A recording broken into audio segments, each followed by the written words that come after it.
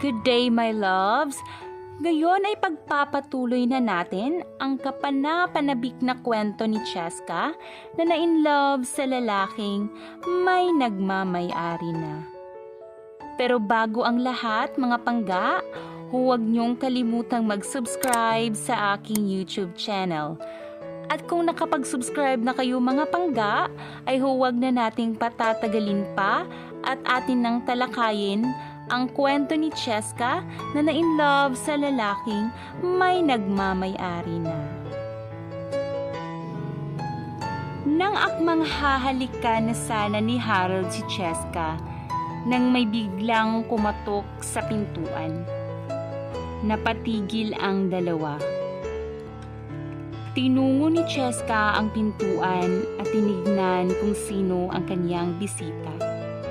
Laking gulat niya nang makita niya ang kanyang kaklaseng si Lara. "Oh, Lara, napadalaw ka. Anong sadya mo?" sabi ni Cheska. "Magtatanong lang sana ako sa iyo, Cheska, kung may kopya ka ba ng takdang aralin natin sa English?" tanong ni Lara sa kanya. Yun lang ba?" "Oo, may kopya ako nun. Kaso lang, may bisita kasi ako eh," sabi ni Cheska. "Sino bang bisita mo?" tanong naman ni Lara sa kanya. Si Sir Harold. Tinuruan kasi ako ni Sir sa math," sagot ni Cheska. "Wow ha, ang haba ng hair mo, girl. Yung mismong teacher pa talaga natin yung magtuturo sa'yo. At sa boarding house mo pa talaga ha," tugon naman ni Lara sa kanya. Si Sir kasi yung nag-insist na tuturuan niya ako," pautal na sagot ni Cheska. "Ganun ba? So, paano ko kukunin yung kopya ng takdang aralin natin?" sagot naman ni Lara sa kanya. "Sige, pasok ka sa loob," sabi ni Cheska. Pumasok na sa loob si Lara. "Hello sir, good afternoon po. Sorry to disturb you. May kailangan lang po kasi ako kay Cheska," sabi ni Lara. "It's okay," sabi ni Harold. "Wait lang Lara ha, kukunin ko muna sa bag ko yung takdang aralin natin. Umupo ka muna," sabi ni Cheska. "Okay, sige," tugon naman ni Lara. Maya-mayang konti ay bumalik na si Cheska para ibigay kay Lara yung takdang aralin nila. "Nandito na Lara, sorry to keep you waiting," sabi ni Cheska. "Thank you Cheska," tugon naman ni Lara. "You're welcome." "Sige sir, mauna na po ako. Pasensya na po talaga sa istorbo," sabi naman ni Lara. "It's okay. Sige, mag-iingat ka," tugon naman ni Harold. "Sige po sir."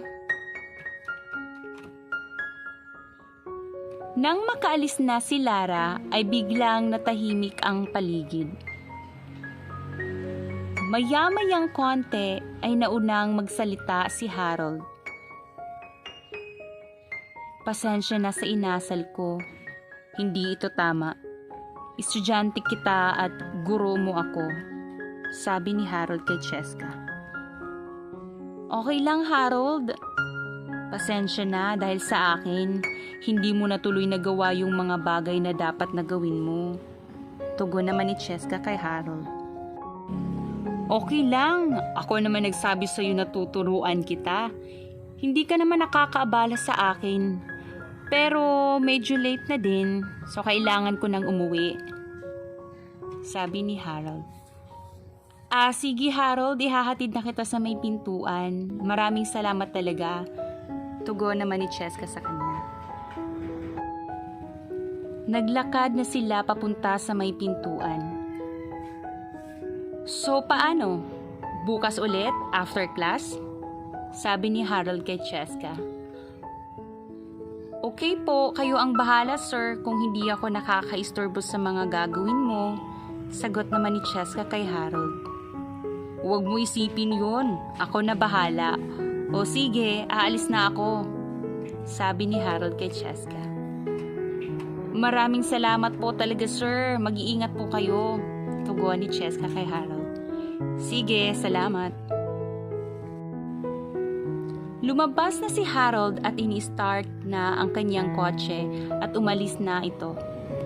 Habang si Cheska naman ay nanatiling nakatulala sa may pintuan dahil sa hindi siya makapaniwala sa mga nangyayari na muntikan na silang maghalikan ni Harold kung hindi lang sana dumating si Lara.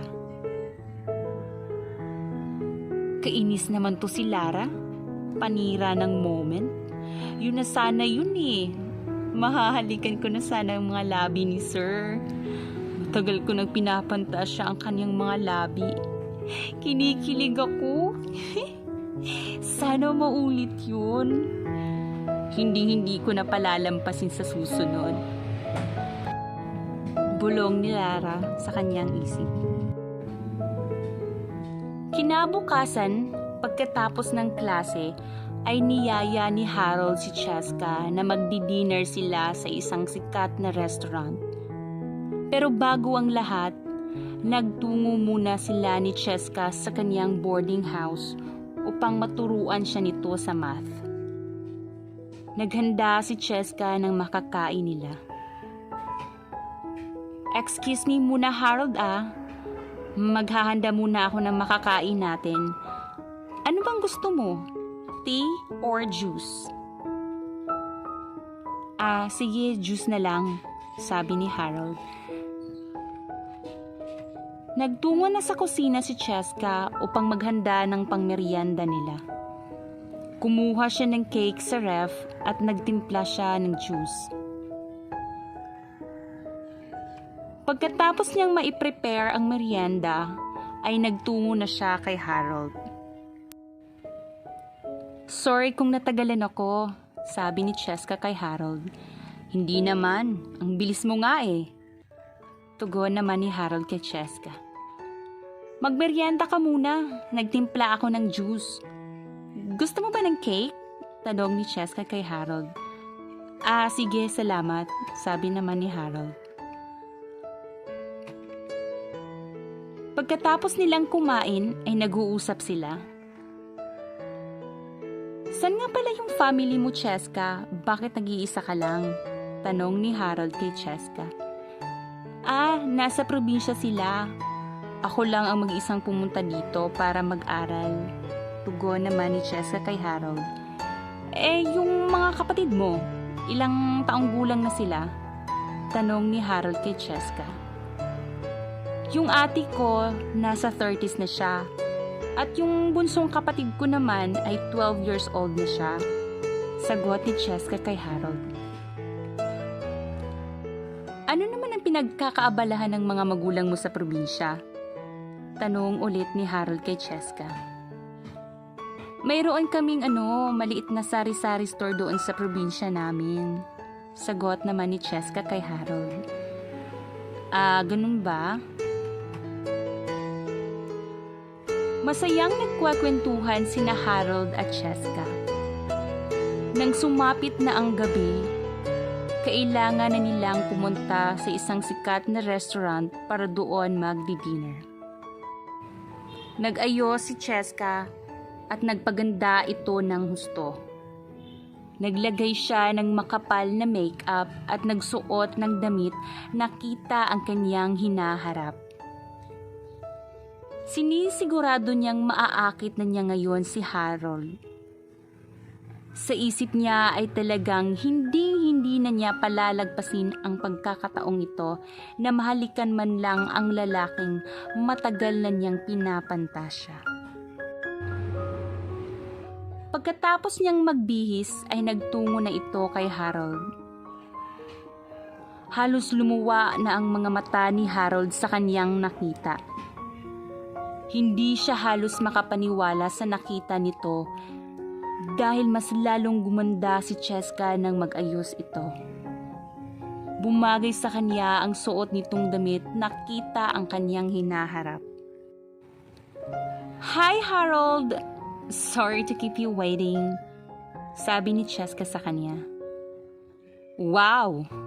You look amazing! Ang ganda mo pala, Cheska, kapag nag-aayos ka. Tugon ni Harold kay Cheska. Bagay pa sa akin ang suot kong damit? Tanong naman ni Cheska kay Harold. Oo, bagay na bagay sa'yo. Mas lalo kang gumanda. Napaka-sexy mo. Bulong nito sa sarili. Thank you. Kilig na kilig si Cheska sa mga sinabi ni Harold sa kanya. Hindi ko narinig yung panghuli mong sinabi, sabi ni Cheska. Yun ba? Wala lang yun, tugon naman ni Harold. Okay, sabi naman ni Cheska. So, ano na? Ready ka na ba? Tanong ni Harold kay Cheska. Oo, ready na ako, sabi naman ni Cheska. Sige, tara na. Pagyaya ni Harold kay Cheska. Nagtungo na sila sa sasakyan ni Harold. At nang makasakay na sila ay ini-start na ni Harold ang kaniyang sasakyan at nagtungo na sila sa isang sikat na restaurant.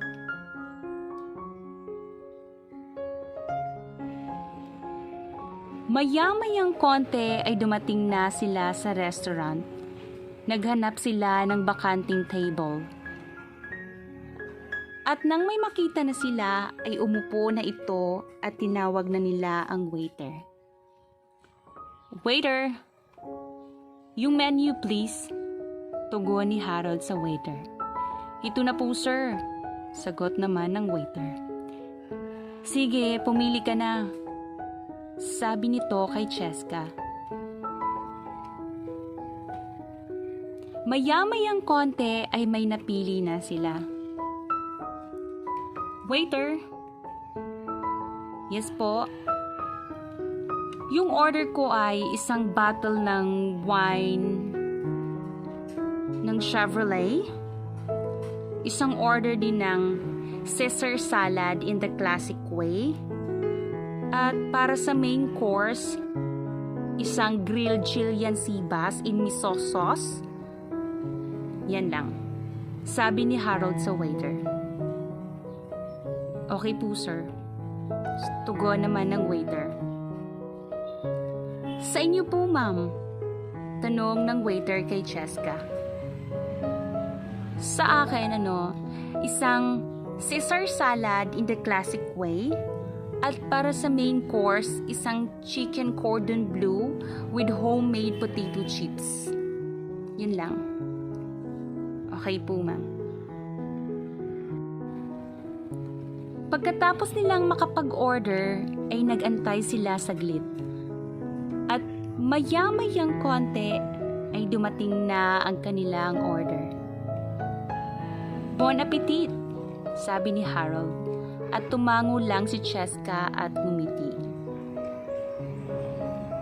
Habang kumakain ay nag-uusap sila. Ang ganda mo ngayon, Cheska. Bumagay sa iyo ang suot mong damit, sabi ni Harold kay Cheska. Thank you, tugon naman ni Cheska kay Harold. Nga pala, Cheska, may ipagtatapat ako sa'yo, ani ni Harold. Ano yun? Tanong naman ni Cheska kay Harold.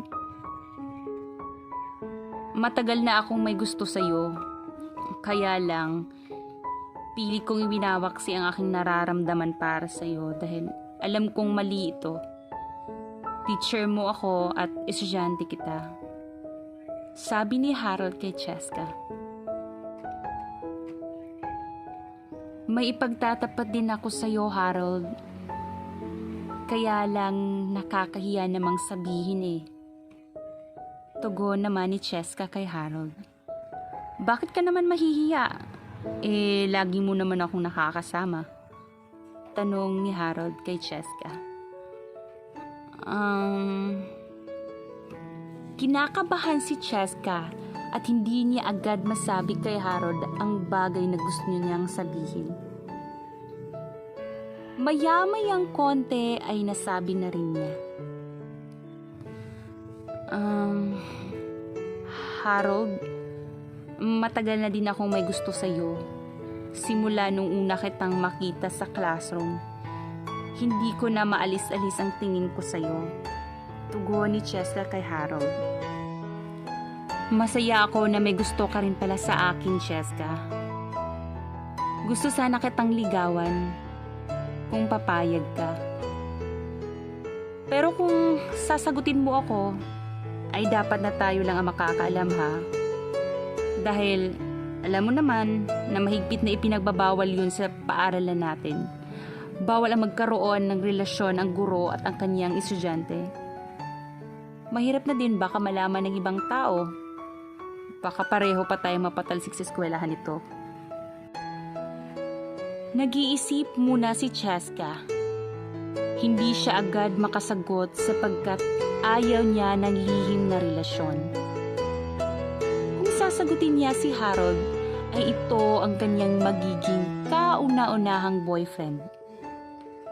Pero dahil napamahal na siya kay Harold, kaya iniisip ni Cheska na sasagutin na niya ito kahit na magiging delikado ang kanilang buhay sa oras na malaman ito ng ibang tao dahil tsak na mapapatalsik sila sa paaralan. Uminom muna si Cheska ng wine bago ito nagsimulang magsalita. Sinasagot na kita, Harold. Okay lang sa akin kahit na lihim ang relasyon natin. Ang importante ay tayo na. Tugon ni Cheska kay Harold. Hindi mo lang alam kung gaano ako kasaya, Cheska, na sinagot mo ako. Thank you, Cheska. Lahat gagawin ko para mapasaya ka lang. Mahal kita, sabi ni Harold kay Cheska. Mahal din kita, Harold, at thank you sa lahat ng mga itinuro mo sa akin. Laking pasasalamat ko sa iyo dahil tumaas ang grade ko sa math. Napakagaling mo talaga, kaya nga idol na idol kita. Sagot ni Cheska kay Harold. Walang anuman yun. Masaya ako sa naabot mo. Ipagpatuloy mo lang yan para makapagtapos ka sa pag-aaral. Tugon ni Harold kay Cheska. Oo naman, syempre. Mas lalo akong gaganahang pumasok sa paaralan dahil lagi kitang makikita sa school. Sagot ni Cheska kay Harold. Nga pala, Harold, may itatanong ako sa'yo. Pag-iiba nito ng usapan. O ano yun? Tanong ni Harold kay Cheska. Matagal mo na bang napapansin na lagi akong nakatingin sa'yo kahit nasa malayo ka? Tanong ni Cheska kay Harold. Oo, napapansin ko yun. Dahil tinitignan din kita kapag hindi ka nakatingin sa akin. Sabi ni Harold sa kanya. Talaga ba? Nakakahiya naman. Yumuko si Cheska at namumula ang kanyang mga pisngi. Bakit ka naman mahihiya? Normal lang naman na magkagusto ka sa isang tao. May mga mata ka. Pabirong wika nito. Ikaw talaga, napakapalabiro mo. Mas lalang tuloy akong mai-inlove niyan sa'yo. Sige ka, kapag na-inlove ako, hindi na kita pakakawalan pa. Kilig na kilig si Cheska at hindi pa rin siya makapaniwala na sila na ni Harold. Mas okay nga yun kapag mai-inlove ka na sa akin. Huwag ka mag-alala. Aalagaan kita at mamahalin kita. Ikaw lang at wala ng iba. Sabay hawak nito sa mga kamay ni Cheska at hinagkan ito bilang sinyalis na iginagalang niya ito.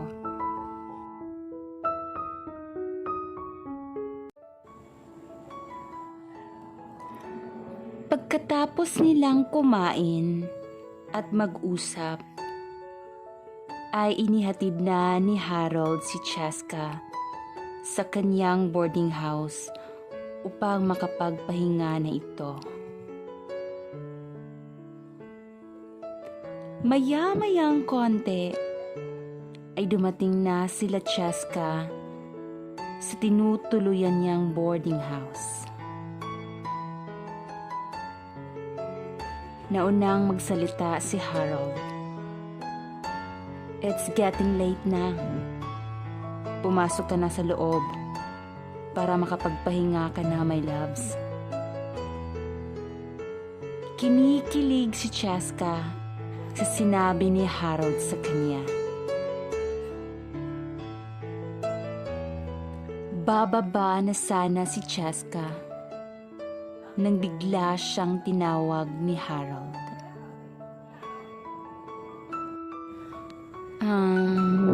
Chaska?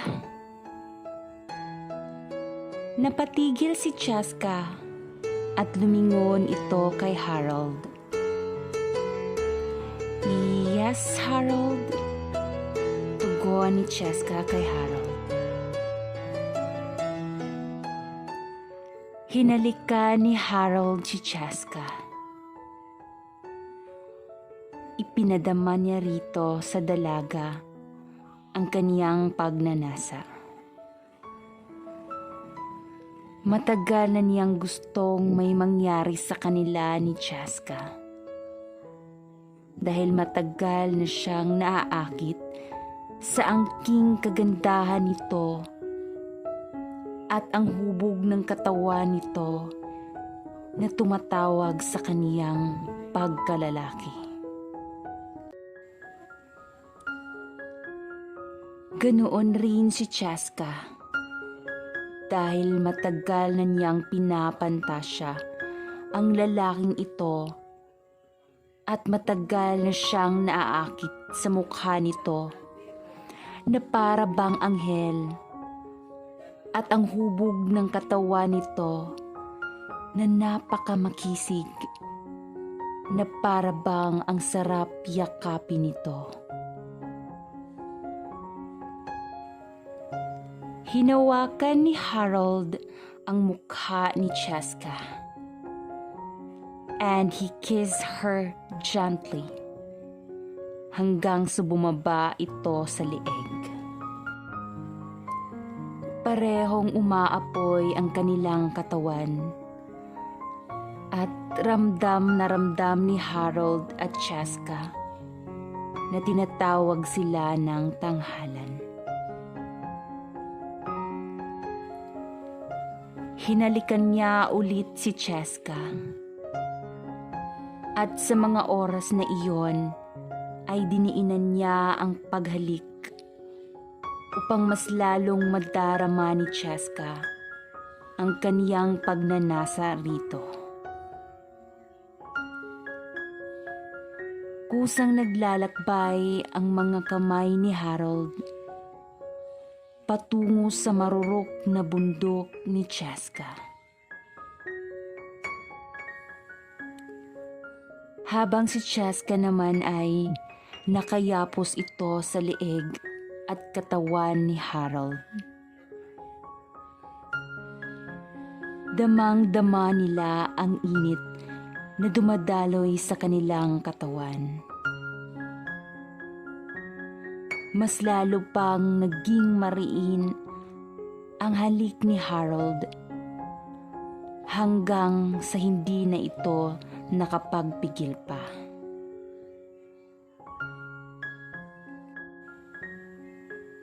Nagmamadaling bumaba sila ng sasakyan at nagtungo sa kwarto ni Chaska at doon na ipinagpatuloy ang naudlot na pagmamahalan.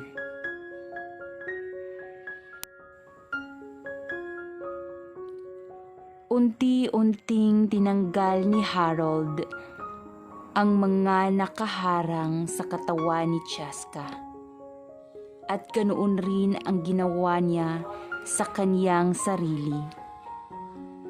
Tinanggal niya ang lahat ng nakaharang sa kaniyang katawan hanggang sa wala nang matira pa.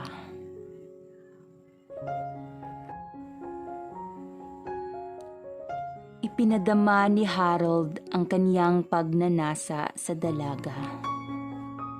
Hinalikan niya ito ng mariin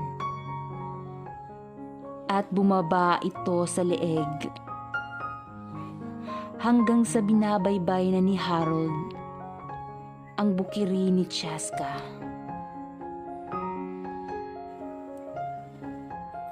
hanggang sa bumaba ito upang lalo pang sisirin ang nakatagong kagandahan ni Cheska.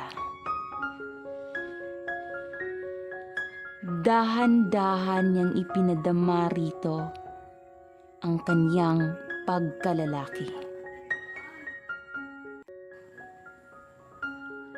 Ramdam na ramdam ni Cheska ang pagsisid ni Harold sa kaniyang bukirin. Hanggang sa umabot na sila sa sukdulan. Nakatulog si Cheska ng mahimbing dahil sa sobrang pagod. Habang nakayapos ito sa katawan ni Harold. At ganoon rin si Harold kay Cheska.